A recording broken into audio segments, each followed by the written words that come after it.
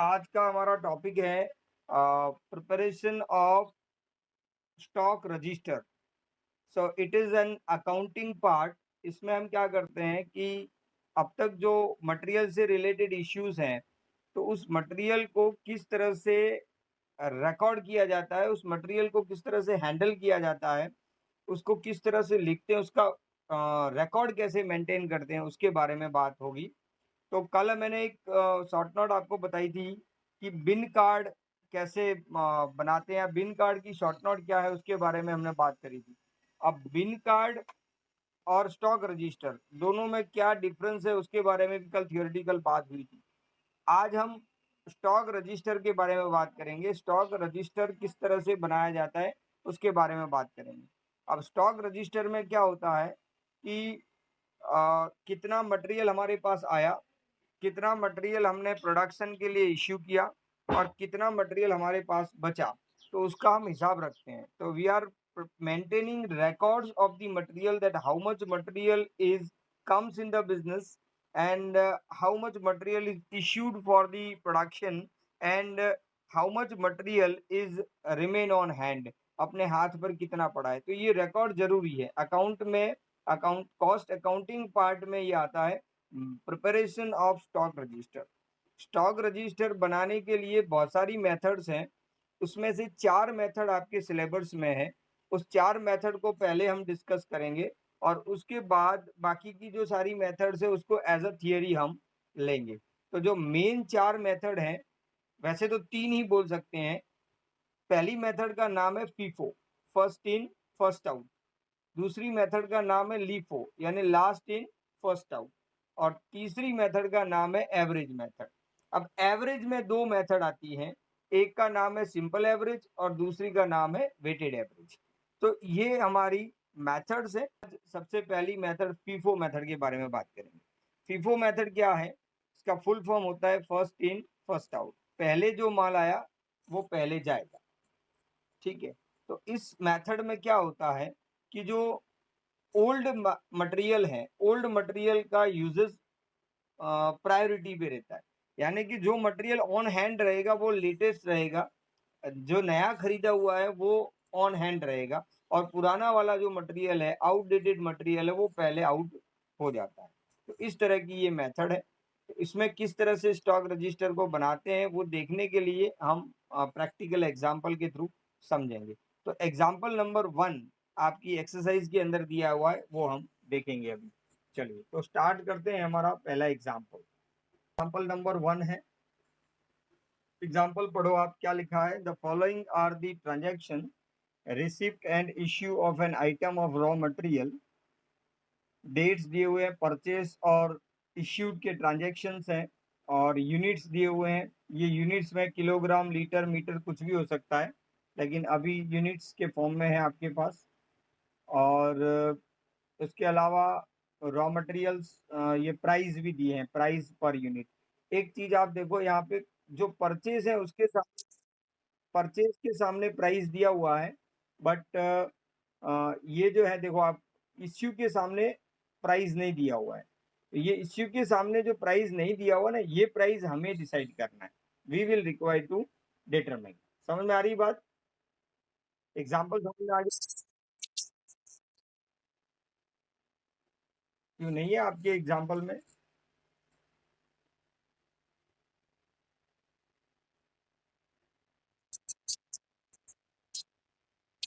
Issue का meaning होता है क्या बोल सकते हैं, इश्यू का मतलब होता है देना। हम नहीं बोलते हैं कि ये चीज हमने इश्यू करी है, इश्यू की है मतलब उसको दिया है या उसको भेजा है, ठीक है ना।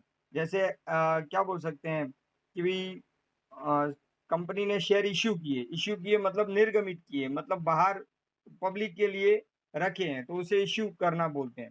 तो जो मटेरियल इश्यू करने का मतलब होता है कि material is given for the production. आपने मटेरियल प्रोडक्शन के लिए दिया, उसको हम इश्यू करना बोलते हैं। Issue means you have given your material for the production purpose. Okay. अब क्या, जैसे आपकी फैक्ट्री चल रही है, तो कारखाना जो होगा, फैक्ट्री जो होगी, उस फैक्ट्री में परचेस डिपार्टमेंट अलग होता है और प्रोडक्शन डिपार्टमेंट अलग होता है। तो परचेस डिपार्टमेंट मटेरियल परचेस करता है और उसके बाद जैसे रिक्वायरमेंट होती है वैसे वो मटेरियल अपने प्रोडक्शन डिपार्टमेंट को इश्यू करता है। सारा का सारा मटेरियल सीधा फैक्ट्री में कारखाने में नहीं चला जाता है, जैसे जैसे चाहिए वैसे वैसे मटेरियल उनको देता है उनकी रिक्वेस्ट पे, तो उसे हम बोलते हैं इश्यू करना। ठीक है ना, यानी देना, इश्यू करना मतलब देना। तो ये इंटरनल प्रोसेस होती है दो डिपार्टमेंट के बीच की। समझ में आया बात? चलिए, तो इश्यू का प्राइस नहीं है, वो प्राइस हमें डिसाइड करना है। यहाँ दोनों में वो प्राइस डिसाइड करने की जो मेथड होती है उसको हम बोलते हैं फीफो मेथड या लीफो मेथड। तो यहाँ पे हमें बोला है कि ascertain the quantity of closing stock, इससे हमें क्लोजिंग स्टॉक मिलेगा on 31st March and state what will be it's value in each case. ये ईच लिखा हुआ है यहाँ पे, इसको थोड़ा सा सुधार देते हैं। In each case if the issues are made under the following methods, दो मेथड बोली है, first in first out that means FIFO और last in first out that means LIFO. दो मेथड से एग्जाम्पल कैलकुलेट करना है। तो चलिए सबसे पहले हम फीफो मेथड से एग्जाम्पल कैलकुलेट करेंगे। ओके, ये एग्जाम्पल ऑलरेडी मैंने कैलकुलेट करके रखा हुआ है, लेकिन अभी ये मैं फिगर्स हटा देता हूँ। ठीक है, और आपके सामने इसको प्रैक्टिकली सॉल्व करके बताते हैं। चलिए, अब इसको कैसे सॉल्व करेंगे, सबसे पहले इस तरह का हम टेबल बनाएंगे। टेबल में सबसे पहला कॉलम डेट का आएगा, उसके बाद रिसिप्ट का कॉलम आएगा, फिर इश्यू का कॉलम आएगा और फिर बैलेंस आएगा। गुजराती में कहिए तो आवक, जावक અને स्टॉक मतलब बैलेंस, वधेलो माल। ओके, ये आया है, ये गया है और ये बचा हुआ माल। समझ में आ रहा है? ये इस तरह के तीन कॉलम हम बनाते हैं और ये तीन कॉलम बनाने के बाद उसके अंदर पहला जो कॉलम है डेट, उसके बाद INN, इसका मतलब होता है इनवर्ड इनवॉइस नंबर। उसके बाद आता है क्वांटिटी, यानी कि जो वॉल्यूम होता है, जितनी भी नंबर ऑफ यूनिट्स, नंग जो बोलते हैं ना, वो नंग यहाँ पे आएंगे। और उसके बाद रेट, यहाँ प्राइस लिखेंगे, फिर अमाउंट लिखेंगे, उस इन दोनों का मल्टीप्लाई।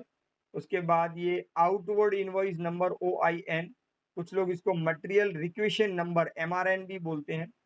क्वांटिटी, रेट, अमाउंट और बैलेंस जो बचा वो क्वांटिटी, रेट, अमाउंट। इस तरह का टेबल हम पहले बना देंगे। अब टेबल बनाने के बाद एग्जाम्पल के अंदर आप देखो, सबसे पहले आपको स्टॉक नहीं दिया हुआ है, सीधा 2011 मार्च 1 में परचेस है 600 यूनिट का।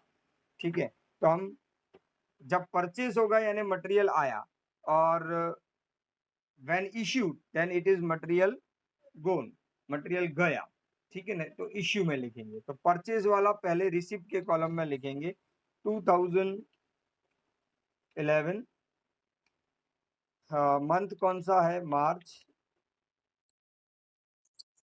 हाँ कर लो साथ साथ में, कोई प्रॉब्लम नहीं। और वैसे कंप्यूटर नहीं है, नोटबुक तो है ना, आपको नोटबुक में करना पड़ेगा। तो आप अभी समझ लो, बाद में अपनी नोटबुक में लिखिएगा। ठीक है ना, अभी सिर्फ देखिए आप, लिखना नहीं है तो देखो। चलो क्वांटिटी, तो कितनी क्वांटिटी हमने परचेज करी है पहले, 600। चलो तो 600 प्राइस। हाँ, उसके बाद इसका प्राइस कितना दिया हुआ है, 1.5 दिया हुआ है, तो प्राइस में हम 1.5 लिख लेंगे। तो कितना होता है 600 इंटू 1.5, कैलसी पर काउंट करो, 900। 900, ठीक है ना। तो ये माल हमारे पास आ गया। अब ये माल आ गया तो अब हमारे पास स्टॉक कितना हो गया इस ट्रांजेक्शन के साथ, 600 की क्वांटिटी, 1.5 का प्राइस और 900 रुपीज इसकी अमाउंट। ये हमारा फर्स्ट ट्रांजेक्शन के बाद सिचुएशन है। समझ आया? यहाँ तक कोई प्रॉब्लम नहीं। उसके बाद दूसरा ट्रांजेक्शन, दूसरा मटेरियल हम कब परचेज कर रहे हैं, मार्च 4 को। तो फिर से इश्यू परचेज हो गया, तो फिर से परचेज में लिखेंगे, पहले डेट डालेंगे मार्च,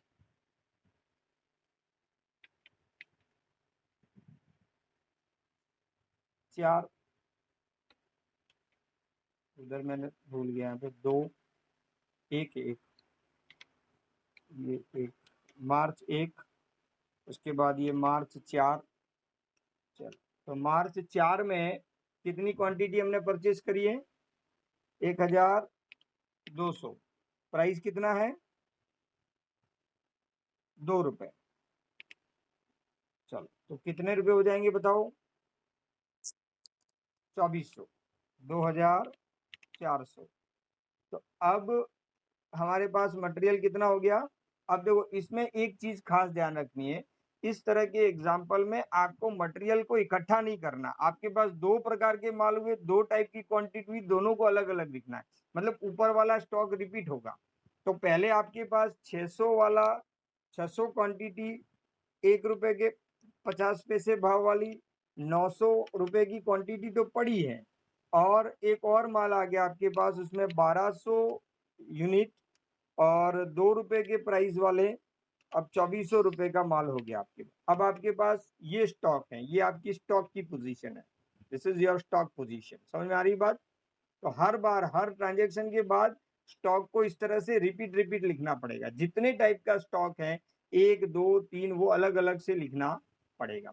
तो पहला मटेरियल परचेज किया, इतना स्टॉक हो गया, इसलिए इसके नीचे लाइन बना दी। फिर दूसरा स्टॉक परचेज किया, तो दो प्रकार के माल हो गए, तो दोनों को मिला के उसके नीचे लाइन बना दी। याद रखना है, टोटल नहीं करना है। Do not make the total. Total नहीं करेंगे किसी भी कंडीशन में। समझ में आ रही बात? चलिए, उसके बाद नेक्स्ट ट्रांजेक्शन कौन सी डेट को है? 6 को। चलो, 6 को कौन सा ट्रांजेक्शन दिया हुआ है? परचेज है या इश्यू है? इश्यू है।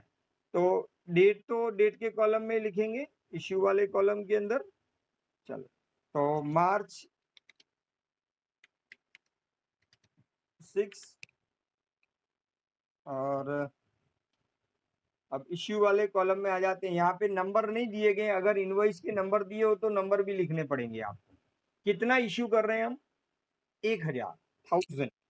अब मेथड है फर्स्ट इन फर्स्ट आउट।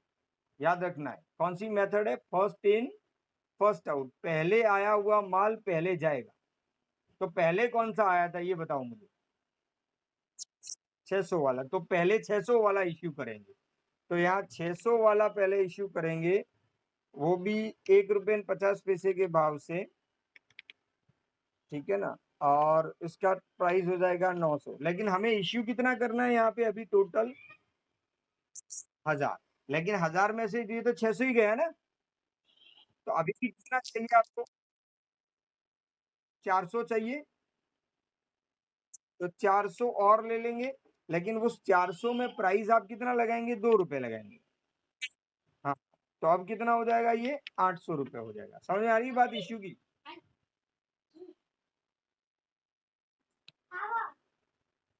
समझ में आ रही बात? તો હવે જો 600 અહીંયા હવે સ્ટોક કેટલો વધશે તમારી પાસે? કે સ્ટોકનો હિસાબ કરીએ તો જૂનો જે હિસાબ, જૂનો જે 600 1.5 900 की क्वांटिटी जो है वो तो चली गई हमारे पास से। अब है वो नहीं है। अब 1200 में से 400 गए, तो उसमें से कितना बचा? 800 बचे। तो यहाँ 800 की क्वांटिटी अब बची है हमारे पास। 2 रुपए का प्राइस है उसका, और 1600 रुपए उसकी अमाउंट बची। समझ में आ रही बात? तो इस तरह से स्टॉक को मेंटेन करेंगे हर बार। अब स्टॉक का बैलेंस, स्टॉक कॉलम, हाँ बोलो।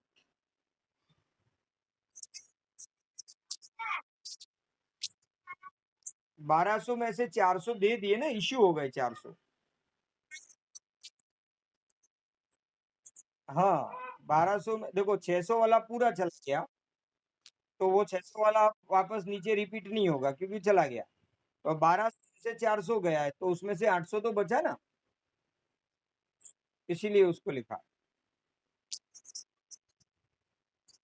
हाँ, ऑब्वियसली। चलो, उसके बाद अब नेक्स्ट आपका मटेरियल फिर से परचेस है। कौन सा डेट है बताओ?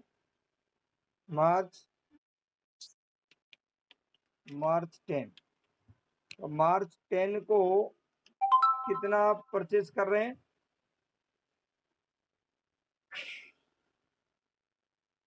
1400, तो 1400 की क्वांटिटी डालेंगे। प्राइस क्या है उसका?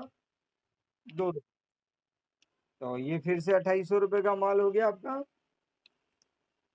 ठीक है, अब आपके पास दो तरह का माल होगा। क्वांटिटी कितनी होगी? एक तो 800 वाला पुराना माल पड़ा है, 2 रुपए का प्राइस है उसका भी, और 1600 रुपये।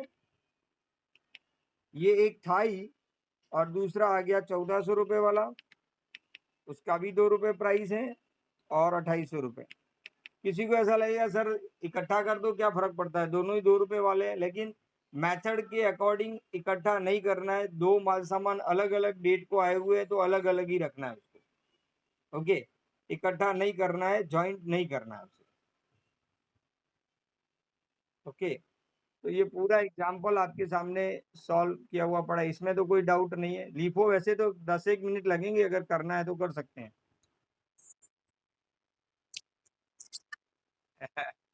ठीक है, तो मतलब फीफो समझ में आ गई? फीफो में कोई